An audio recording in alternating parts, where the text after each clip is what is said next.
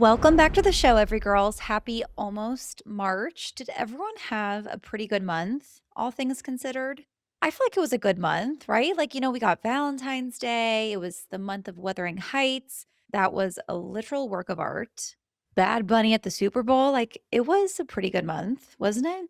But hopefully, March will be even better. I always think of March as this huge energetic shift, even if the weather is not caught up into the spring new energy and it doesn't feel quite like spring. It's still like this energy of freshness and newness. The days are going to start getting a little longer, the sun's going to be out more. There's this very subtle but undeniable sense of, more movement and freshness in the air. Like the world is gently nudging you forward in March. It's maybe not like loud self-improvement month like January with its resolutions and a ton of pressure. It's a lot quieter than that, but I think it is powerful. It is the month where you begin to feel what is ready to change. Welcome to March's curriculum. If you haven't already, pause right now and subscribe to the show so that you don't miss all of the episodes this month that are in line with this curriculum and all of the future curriculums to come. But in March, we are focusing on doing a life edit. I'm not talking become unrecognizable by summer glow up. We do not tear ourselves apart here in the name of self improvement. But I think this is a very powerful time to edit our lives, to audit and detoxify what isn't working, and then subtly shift toward what will. I like calling it an edit because think about it like an editor does not throw out the entire manuscript in a panic. Instead, they will read through carefully, they will intentionally remove what isn't necessary or what doesn't work, and they will just strengthen what's already good. That is what we are going to do with your life. Over time, without even realizing it, you accumulate things. Physical clutter, sure. I have an embarrassing amount of clutter that I absolutely need to do away with in my spring cleaning personally, but also emotional clutter, outdated routines, relationships that feel like an obligation instead of nourishing, goals that you set from a version of you that you've already outgrown, thought patterns that once protected you but now limit you, habits that maybe make sense when you're in survival mode but do not make sense when you're in expansion.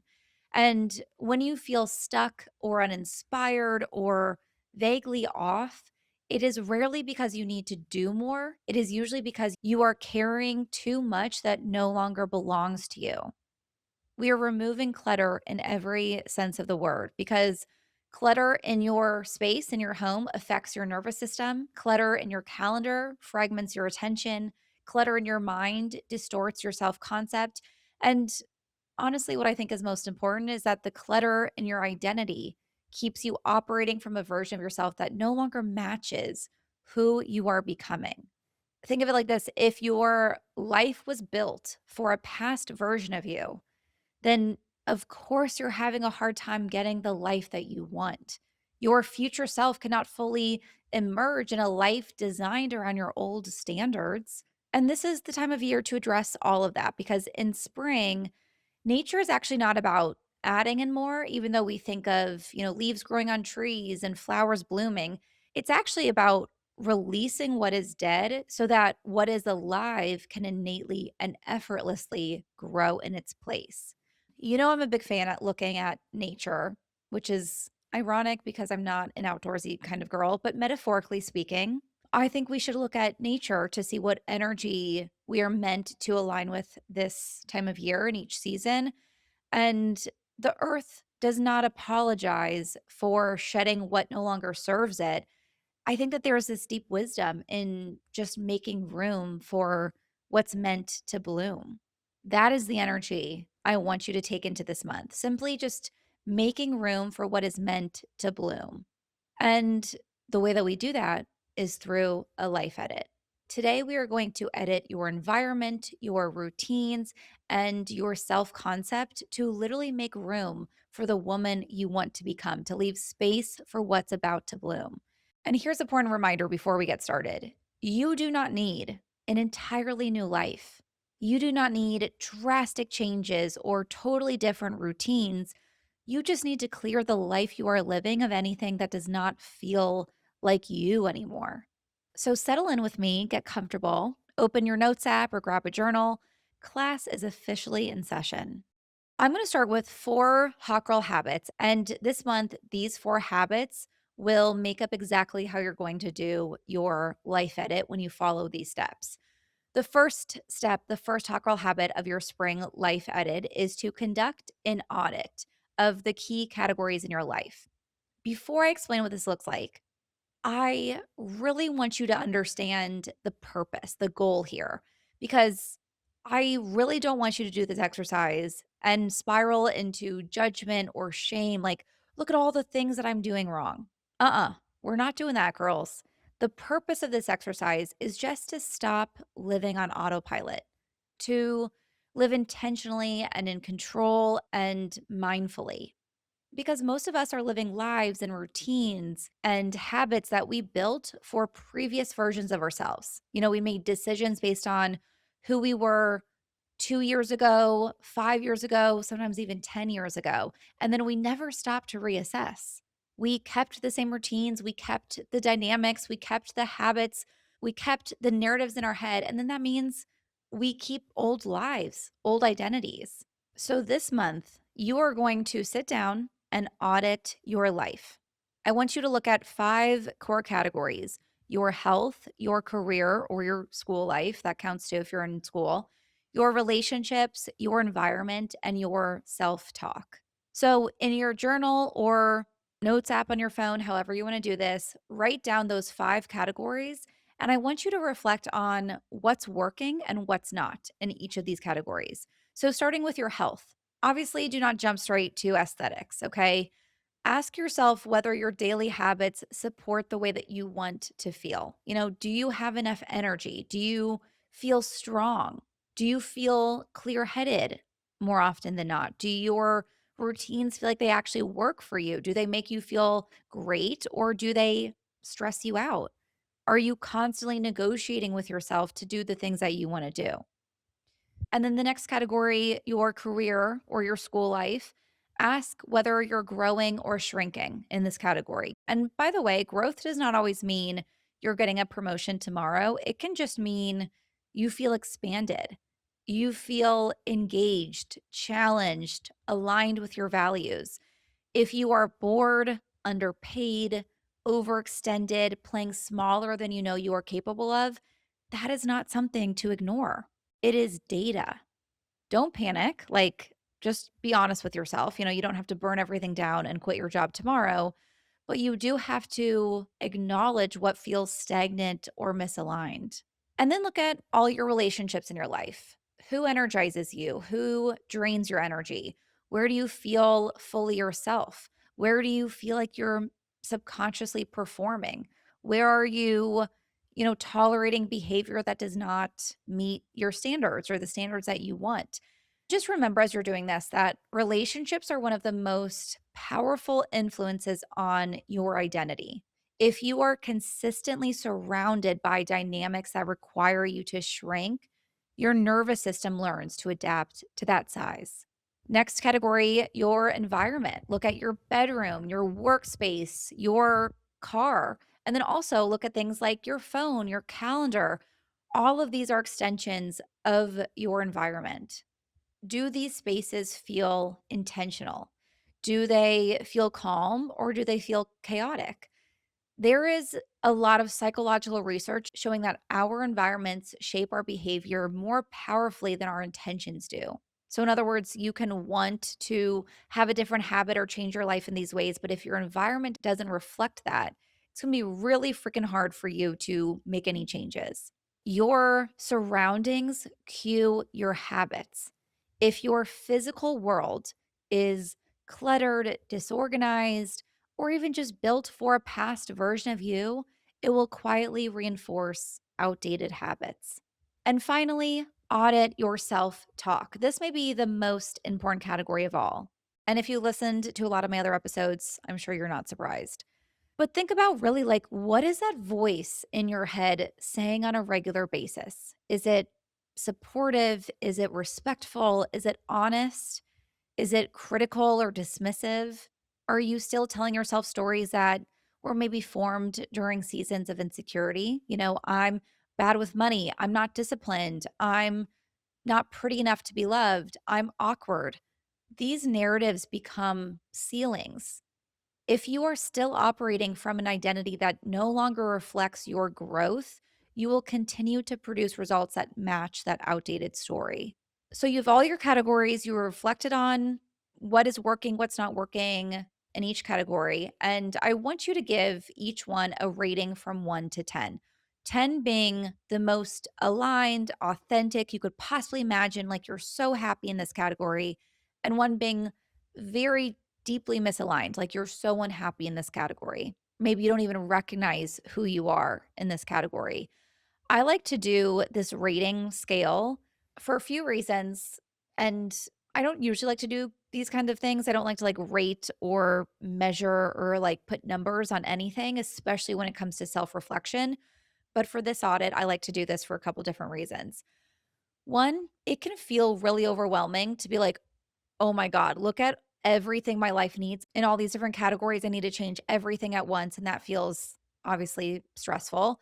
So rating it kind of allows you to just prioritize differently. Like, okay, the lowest rating is my environment. So I really need to prioritize that more.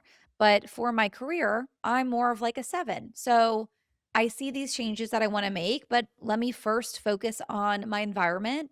And then maybe that will, two birds with one stone, shift the way I feel in my career, as that always happens. Every category of your life actually impacts the others. Or maybe then once you feel better in your environment and you've raised your environment up a little bit, then you can prioritize what you want to shift in your career. So it just helps you prioritize so that it doesn't feel like, oh my God, everything all at once, I have to change everything. And then the second reason is I also like to think of it like if, for example, a category is at 5, how do I just take it up to 6? Like, I don't need to fix everything overnight. I don't need to make it perfect. But what is one thing I can do right now to just take it up 1 point? And that I think feels so much more doable than when you're looking at, all of these categories that are like, we want to change this and this and this and this and this. And it's like, okay, I have to change everything. You don't have to change everything. How do you get it up 1 point? How do you make it 10% better? Just knock it up 1 point. So go through every single one of these categories and just ask yourself, what would improve this category just 1 point? And maybe this may be more challenging, but I want you to go through this exercise and think more about what you can remove versus what you can add in, just for now. So, like, what can you remove in order to get the point up a notch? Maybe it's a habit that doesn't actually serve you. Maybe it's just getting rid of an obligation that drains you. Maybe it's getting rid of a friendship that doesn't actually make you feel good. Maybe it's letting go of a belief that holds you back, that isn't kind. This is important because it's so freeing to realize that improving our lives does not actually have to mean doing more, but actually doing a lot less. Now that you have audited your life and identified where things are feeling off, what you want to remove, we move into the second hot girl habit of your spring life edit, which is to stop tolerating low level misalignment. Now, misalignment is incredibly sneaky because it's honestly something either so subtle or something that we gaslight ourselves into believing is not actually a problem. Like if something were obviously so terrible, you would leave or you would stop doing it, right? Obviously. If something was completely overtly toxic, you would fix it. The problem usually is not the obvious red flags. The problem is the subtle compromises that you're making, the very small things that you kind of brush off, the quiet discomfort that you normalize, the things that you just kind of convince yourself, oh, it's my fault I think like this, or it's my fault I'm doing this, or I just need to be grateful, or I need to not worry so much about it. Misalignment does not usually show up as this like dramatic collapse where everything goes wrong. Misalignment actually shows up as kind of like low grade exhaustion, maybe some resentment towards small things, procrastination, brain fog, feeling, just generally uninspired without being able to articulate why, those are signs that you're living in misalignment, that you're living as old versions of yourself. And when we feel this way, instead of pausing to investigate, we tell ourselves something's wrong with us, that we have to try harder, we have to be more disciplined, we have to be grateful. And actually, instead, what you need is to intentionally shift or remove what's no longer serving you. Low level misalignment is the most dangerous because it is tolerable. And when I say misalignment, what this might look like is the friend who just kind of makes backhanded comments that you just kind of like laugh off and tell yourself, oh, you're just being too sensitive. It might be, a situationship that feels fine, but it isn't really fulfilling. It might be a certain job responsibility that is technically not yours, but that you just continue to accept. It's could even look like, that cluttered drawer that you avoid opening because it stresses you out every time you open it. Maybe it's the calendar that is overbooked with obligations that you never consciously choose, and every time you look at your calendar, you get a little bit stressed. None of these things are huge emergencies. None of these things are overtly toxic or awful, but collectively, they create all this friction in your life. And over time, this built up friction, this misalignment will drain you more than a major crisis ever could. So, this is not about cutting everyone off and quitting your job tomorrow. It is about being honest with yourself where you are subtly betraying yourself. This is what becomes your standard, not what you say you deserve, not what's on your vision board, not what you journal about. What you consistently allow in your life is what your nervous system learns is normal. So here is your work for this habit. I want you to make a stop tolerating list. And in this list, you're going to write down everything that feels slightly off and do not censor yourself. You can totally go through and take things out, but just at first, start building this list. Be brutally honest. What feels like misalignment in your life? This list might include small things like staying up too late scrolling, even though you know it affects your mood. It might include larger things like a certain relationship dynamic you have outgrown or certain clients that drain you. It might include the way that you speak to yourself when you make a mistake. It might include certain systems in your home, clutter that constantly overstimulates you. Like, what I really want you to be looking for is this low level misalignment, like the things that you may think is normal or what you're used to, but is likely draining you so much more than you realize. And all I want you to do is just notice. You don't even have to have an action step really for this habit because noticing is powerful enough.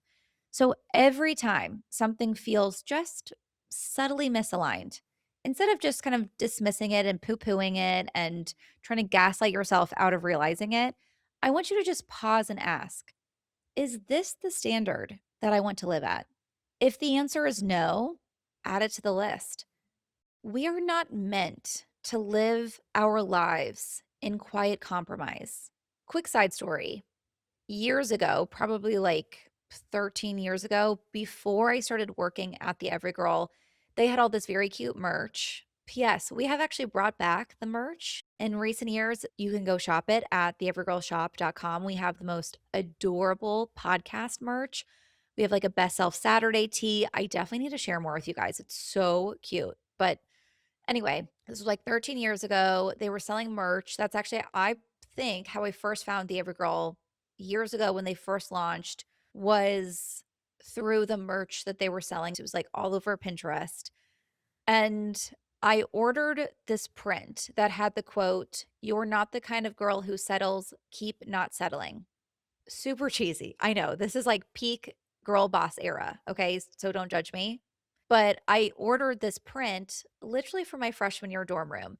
And I've kept it all these years. It's actually framed on my bookshelf in my office right now. I can see it right from where I'm sitting. Just kind of like I've kept it for the nostalgia. And it just is crazy to me. Like I ordered this print from this company that then became my entire career and changed my life in all these ways. And now I'm here getting to chat with you because of it. But in a weird way, I swear this quote, girl boss as it may be, rewired my brain to get out of living in misalignment.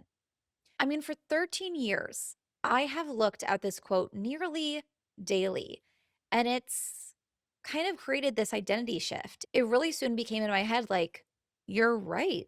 I'm not the kind of girl who settles.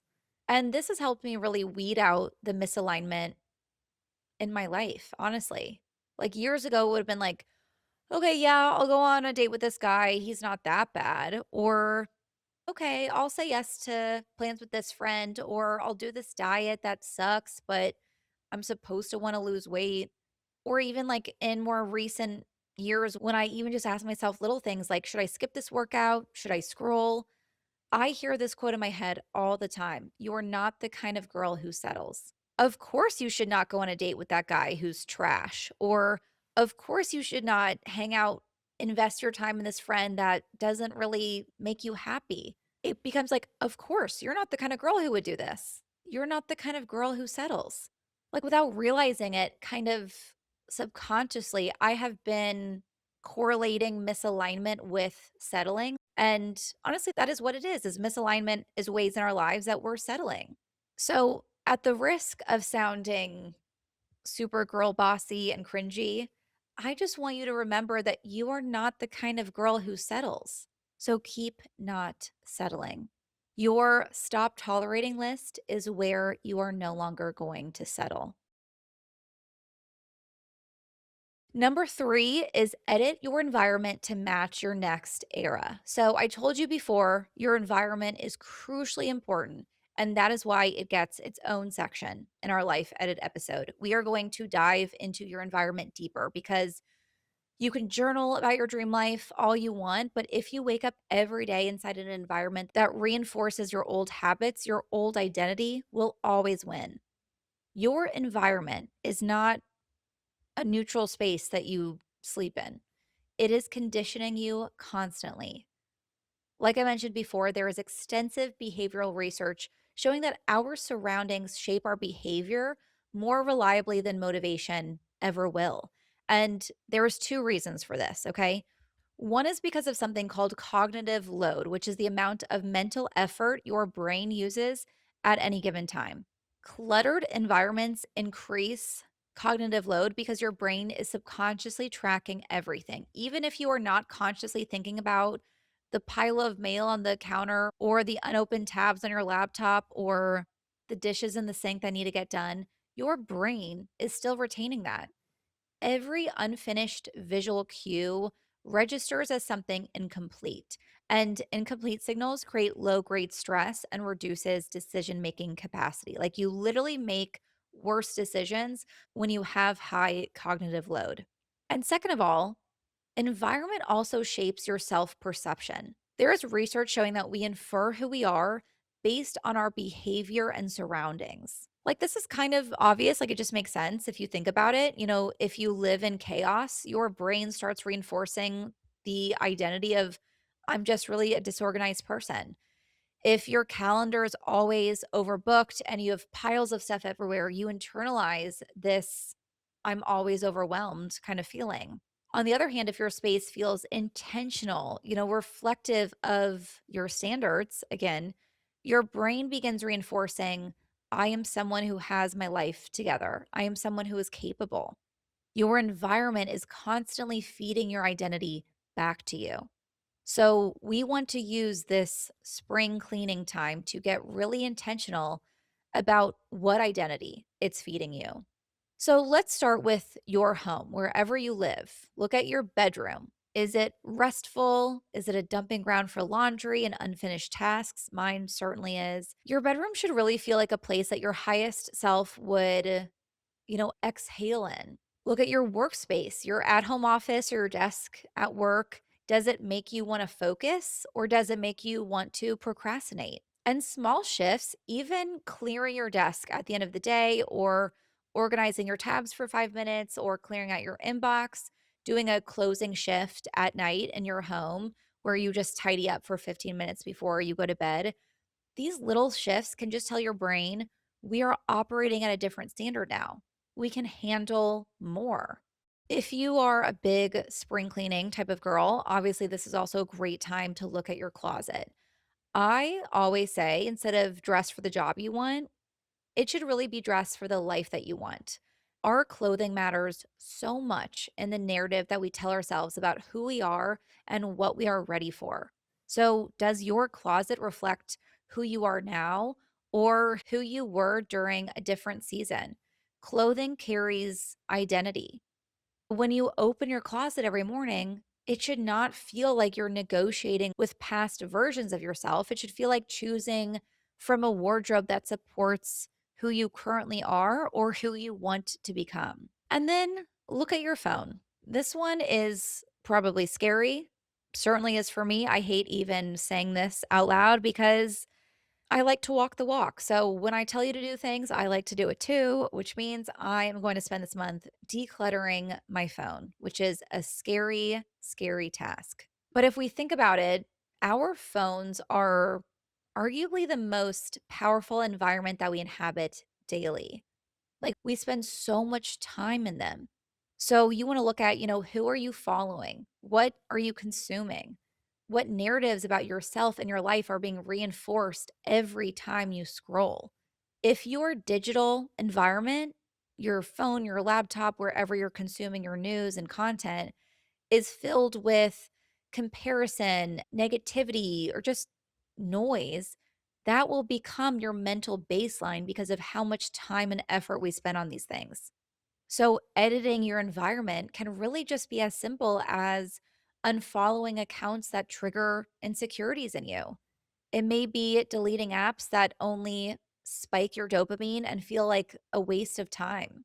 But take this habit however you want, however you feel like you need it. So you can also ignore your digital life and reorganize your home so that the habits that you want to implement are easier and the habits that you want to outgrow are harder. Like I talked about this in last week's episode, I keep my red light mask on my couch and my desk treadmill out ready to be used. Like these are all little shifts too that you can subtly shift your environment to work better for the life that you want, that you're growing into.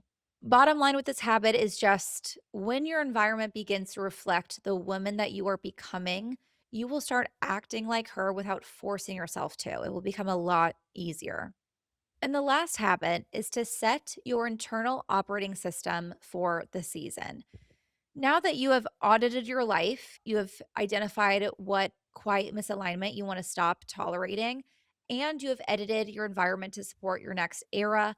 The last habit for this month that I want you to implement stems from, I think, the most important question of all, which is how do we live now? As we move into spring this month, and you're doing all of this physical and energetic detoxing and cleansing and spring cleaning, we also get to decide what is going to fill that cleared space.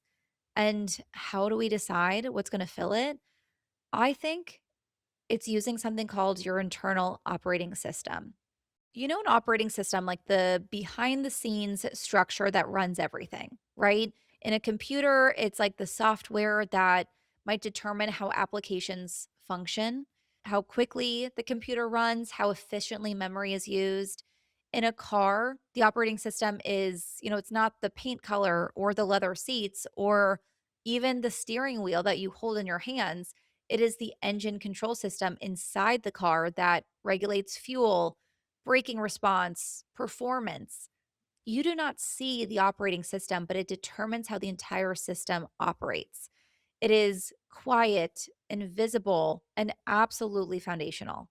Most people, when it comes to wanting to change any part of their life, they think to change the exterior without upgrading what's running underneath. They will set goals, they'll buy new planners, they'll make vision boards. Even the things we're talking about today, they'll reorganize their closets, they will declare these new routines. But that would be like getting a fresh paint job on your car and getting one of those, those little air freshener things. And even if it were the chic ones, definitely not one of those fake woodsy smelling gross ones, but like a very chic, overly expensive diptyque car diffuser, even getting a really nice one, but then expecting that the engine is going to run more efficiently. It doesn't work like that. I feel like this metaphor is accidentally just really highlighting how little I know about cars. But my point is that if the internal code that you are operating from has not shifted, the results will always default back to baseline. You can get a paint job and upgrade the fabric on your seats and go through a car wash and get a Diptyque car diffuser. But if you're not tending to the operating system, what's underneath the hood, your car is not going to run any differently. So, for example, if your internal operating system is programmed to avoid discomfort, you will always just want to quit or avoid when growth starts feeling hard. If your internal operating system is programmed to seek validation, you will always overwork and underrest, even if you change your job and the external factors in your life. If it's programmed around an old insecurity, you will probably sabotage stability because chaos feels more familiar to you. You can do all these things to feel ready for a healthy relationship, but if your operating system's still the same, you will subconsciously sabotage what might be a healthy relationship. Now, I want you to pay close attention to this here because this is where most people will exhaust themselves and they never change their life. I think this is the thing that most people really miss because also without this like very clear intentional operating system, every situation in your life, every routine, every decision you're making becomes this like massive internal debate. Should I speak up or should I let things go? Should I answer this message or not? Should I stay up late and scroll or should I go to bed? Should I say yes? Should I say no? This constant micro negotiation drains your cognitive energy and erodes your self trust. But when you have this internal system, you do not do this negotiating. You have this framework that helps you show up in your life. I want you to pick a handful of guiding principles that will quietly govern your decisions so that you are not constantly renegotiating who you are throughout the season. And I say this season because your principles, your operating system can totally change by summer or even by next month. Honestly, even by next week. You can always be changing it. You can always shift and pick a new operating system. I think that's actually so powerful and healthy. I don't care when you change it out, but what I care about is that you're being intentional about choosing your operating system so that it doesn't default to an outdated code. And really, so that as you're decluttering your life, your space, your energy throughout this month, you're not just refilling with the same stuff, if that makes sense. So, what I mean when I say the guiding principles for your operating system, I basically mean sentences that start with I. So, it can be something as small and specific as I reset my space before bed so I wake up clearer. Okay, this is part of your operating system. That means every single day you can say this to yourself. I reset my space before bed so I wake up clearer. You know you're going to do that. You don't have to debate with yourself. You make time for it. It's part of your operating system. The principle can be I protect my mornings, or it can be I move my body because I respect my energy. Or it could be bigger things you're working on and need a constant reminder of. It can be I do not participate in dynamics that make me feel small, or maybe I do not let busyness cause me to feel stress. These are not goals. They are patterns of response. They are ways of operating. Like, yes, we can talk about affirmations all day long and think of what I think is kind of outdated advice of like repeating affirmations to yourself in the mirror. Okay, there's a lot of good to that. I don't mean to say that they're like actually outdated, like repeat affirmations if that works for you. But I think when we call them operating systems instead, it becomes so much more powerful because they're patterns of response. They're not sentences we say to ourselves, they're not goals. They are a blueprint of how we know we will respond. Psychologically, this makes a big difference because your brain craves predictability and coherence. When you operate from defined internal principles like this, you will reduce decision fatigue and you also reduce emotional chaos. You begin responding from identity rather than impulse. And identity based behavior is far more sustainable than relying on motivation or willpower or whatever the hell the wellness industry likes to tell us. So, this spring, I do not want you to focus on becoming someone entirely new. I want you to update the system running your life so that it matches the life that you actually feel happiest in. So, that is your lesson plan for this month. That is what an effective, powerful, genuinely transformative life edit looks like in real life and exactly how to perform one. Maybe you want to take a weekend to do the life edit and pick your operating system. And then the next weekend, you declutter your environment on Saturday afternoon, call it your best self Saturday. Like you can do this in chunks. You can do a little bit every day, even dedicating 15 minutes a day. Like you can just start your stop tolerating notes app today. You can clean out your junk drawer tomorrow. You can pick your operating system the next day. Like just 5 to 15 minutes spent on this work every day will leave you with a dramatically different life by the end of the month.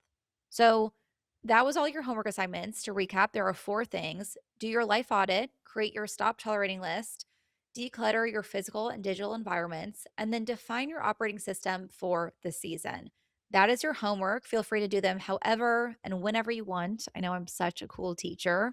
Some extra credit for my overachievers. I have a 31-day spring clean your life challenge for you where every single day through the entire month of March has a different small activity that will help you spring clean every area of your life, from your home to your health to your energy levels. It's so in line with this month's curriculum. You can find that on theeverygirl.com, and I will link it in the show description below.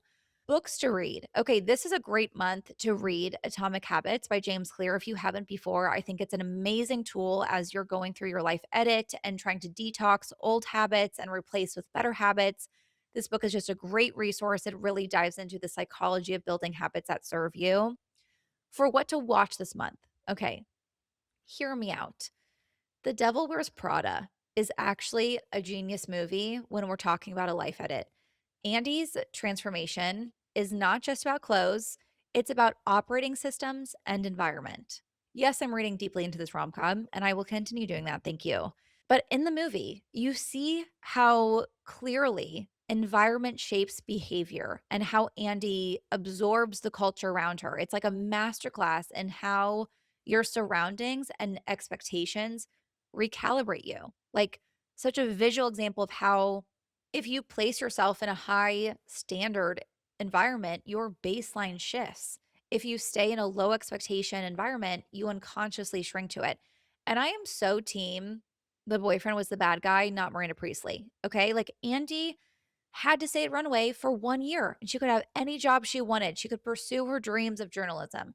And she gets to this place with the job at Runway where she's thriving. She's crushing it. She's no longer all stressed and flustered. And the boyfriend wants to get mad at her for that? Like, I'm sorry. She's dressing for the life that she wants and her boyfriend hates on her.